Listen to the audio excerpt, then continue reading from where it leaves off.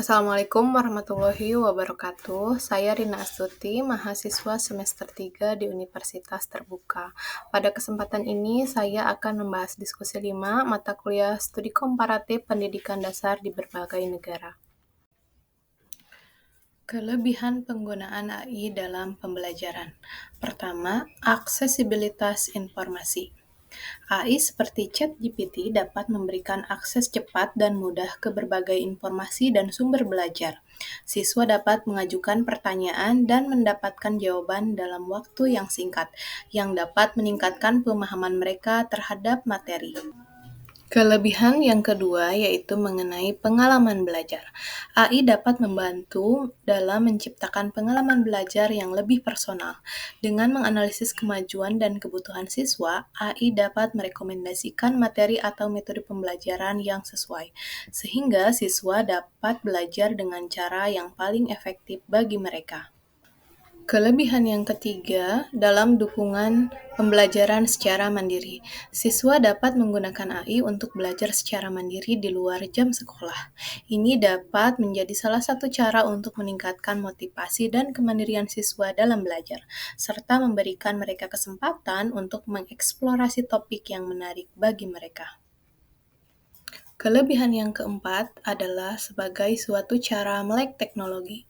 Menggunakan AI dalam pembelajaran dapat membantu siswa mengembangkan keterampilan teknologi yang penting untuk masa depan mereka. Keterampilan ini sangat relevan di era digital saat ini, di mana kemampuan untuk menggunakan teknologi informasi menjadi semakin penting. Namun, di sisi lain, AI memiliki kekurangan yang harus menjadi perhatian. Kekurangan tersebut diantaranya ketergantungan. Ketergantungan pada teknologi. Siswa mungkin menjadi terlalu bergantung pada AI untuk menyelesaikan tugas atau menjawab pertanyaan, yang dapat mengurangi kemampuan mereka untuk berpikir kritis dan memecahkan masalah secara mandiri. Kedua, berkenaan dengan kualitas informasi. Meskipun AI dapat memberikan informasi dengan cepat, tidak semua informasi yang diberikan akurat atau relevan. Siswa perlu dilatih untuk mengevaluasi sumber informasi dan membedakan antara informasi yang valid dan tidak valid. Kekurangan AI yang ketiga adalah kurangnya interaksi manusia. Pembelajaran yang terlalu bergantung pada AI dapat mengurangi interaksi sosial dan emosional yang penting dalam proses pembelajaran. Hubungan antara guru dan siswa serta interaksi antar siswa adalah aspek penting dalam pendidikan yang tidak dapat sepenuhnya digantikan oleh teknologi. Kekurangan AI yang keempat adalah dari segi permasalahan etika.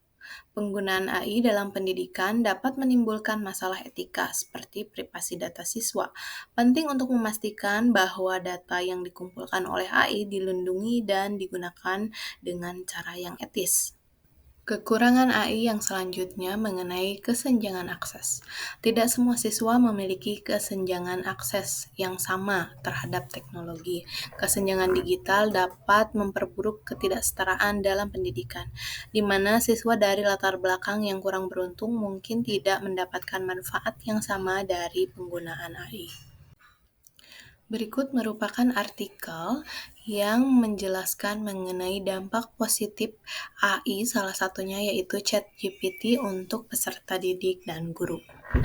ChatGPT berdampak positif terhadap kecemasan yang dirasakan oleh siswa, membantu siswa mengembangkan rasa percaya diri dan keterampilan yang diperlukan untuk berhasil dalam kehidupan akademik.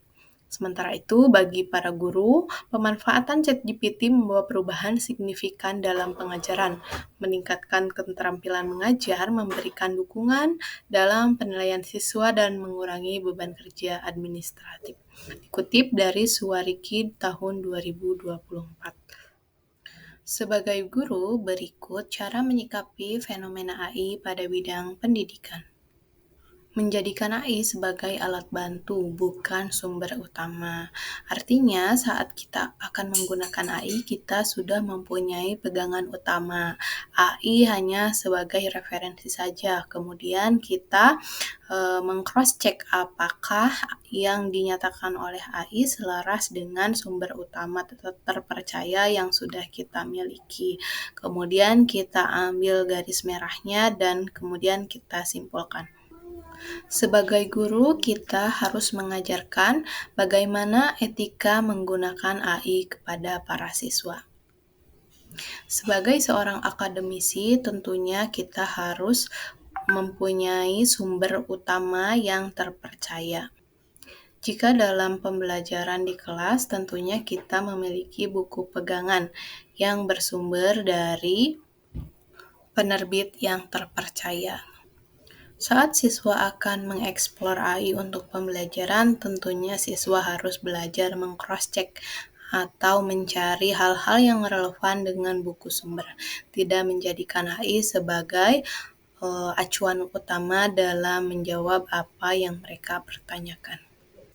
Sebagai guru, kita harus mengetahui bagaimana cara mendapatkan informasi yang valid dari AI.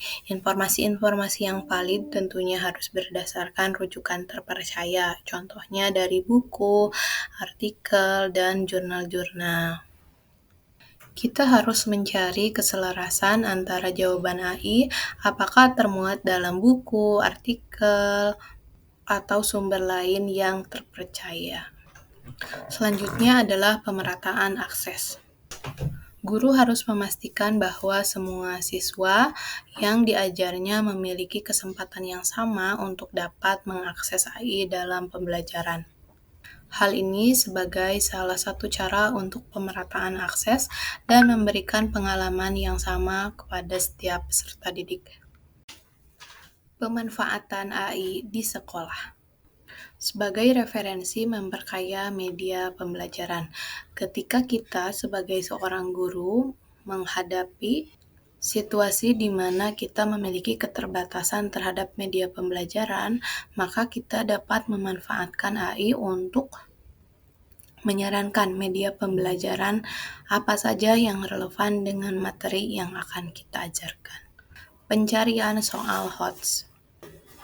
Biasanya guru agak kesulitan dalam menyusun soal-soal HOTS yang berada pada rentang C4, 5, dan 6. AI dapat dimanfaatkan oleh guru untuk menyusun soal-soal yang berbasis HOTS. Referensi modul ajar. Penyusunan modul ajar tentunya memiliki komponen-komponen yang kompleks, sehingga muatannya harus diselaraskan dengan kebutuhan pembelajaran. AI dapat menjadi salah satu referensi dalam mengembangkan dan mengeksplorasi modul ajar. Pendapat mengenai video A Day Made of Lesu.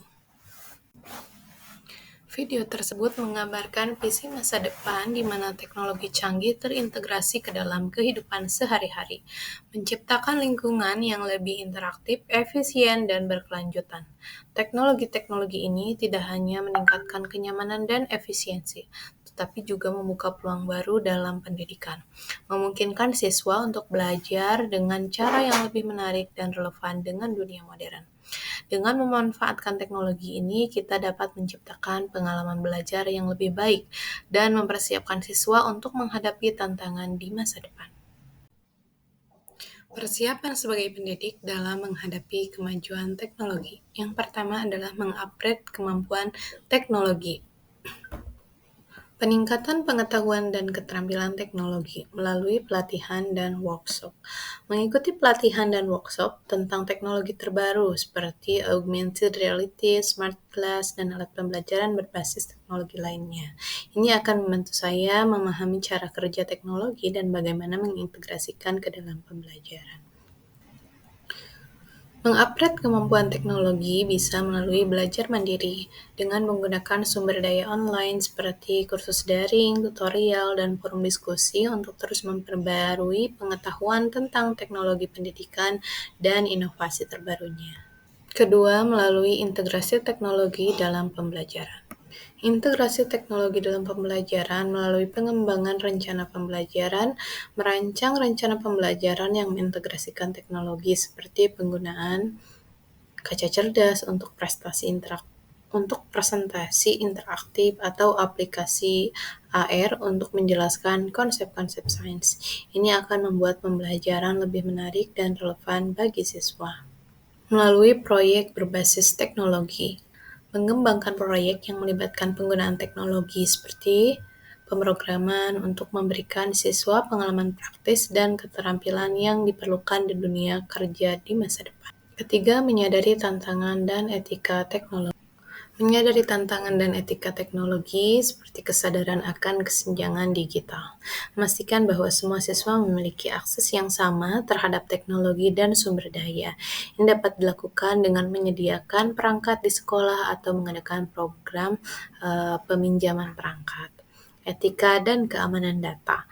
Mengajarkan siswa tentang etika penggunaan teknologi termasuk privasi data dan keamanan informasi. Ini penting untuk membekali siswa dengan pemahaman yang baik tentang tanggung jawab mereka dalam menggunakan teknologi.